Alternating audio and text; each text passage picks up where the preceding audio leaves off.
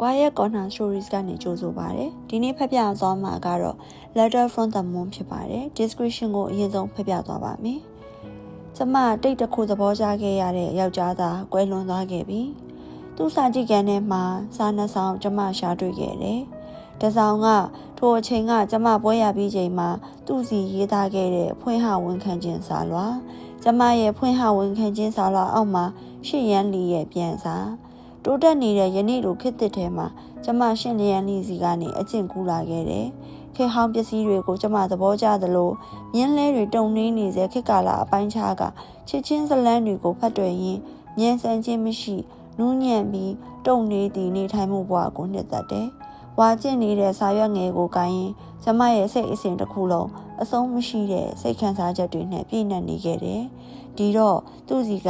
ပြန်စာကဒီမာတဲ့လား။